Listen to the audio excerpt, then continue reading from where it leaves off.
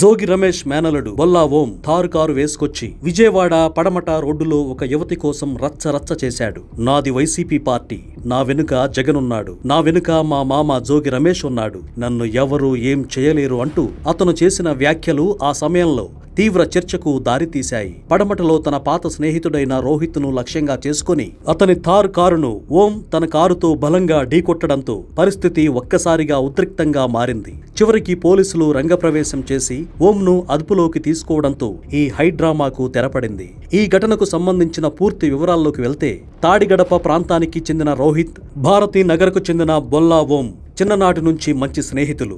Rohit engineering చదువుతుండగా ఓం real estate వ్యాపారాన్ని చూసుకుంటున్నాడు.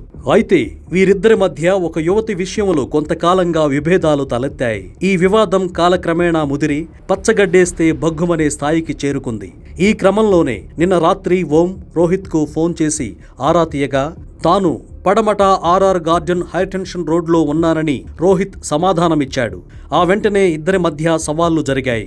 ఆవేశంతో రగిలిపోయిన ఓం వెంటనే తన థార్ జీప్ వేసుకుని హైటెన్షన్ రోడ్డుకు చేరుకున్నాడు. అక్కడ రోహిత్ కారును గమనించిన ఓం దానిని బలంగా ఢీకొట్టాడు. దీంతో రెండు థార్ జీపులు ఒకదానిని ఒకటి బలంగా ఢీకొంటూ రోడ్డుపైనే ఈడ్చుకుంటూ వెళ్లాయి. ఏం జరుగుతుందో తెలియక స్థానికులు భయంతో పరుగులు తీశారు. అంతటితో ఆగకుండా ఇద్దరు రాడ్లతో జీపుల అద్దాలను పగలగొట్టుకుంటూ వీరంగం సృష్టించారు. గొడవ జరుగుతున్న సమయంలో ఓం తన రాజకీయ నేపథ్యాన్ని ప్రస్తావిస్తూ చేసిన వ్యాఖ్యలు వివాదాస్పదంగా మారాయి. స్థానికుల సమాచారంతో పడమట పోలీసులు హుటాహుటిన సంఘటనా స్థలానికి చేరుకున్నారు. పోలీసులను చూడగానే రోహిత్ తన జీపును అక్కడే వదిలేసి పరారయ్యాడు. పోలీసులు బొల్లా ఓంను అదుపులోకి తీసుకుని స్టేషన్కు తరలించి కేసు నమోదు చేశారు. ఈ గొడవలో ఓం తన ప్రగల్భాల కోసం పార్టీ పేరును వాడుకున్నాడని, ఇది పూర్తిగా వారిద్దరి మధ్య జరిగిన వ్యక్తిగత గొడవ అని ప్రాథమిక విచారణలో తేలింది. ప్రస్తుతం ఈ ఘటనపై పోలీసులు లోతుగా దర్యాప్తు చేస్తున్నారు.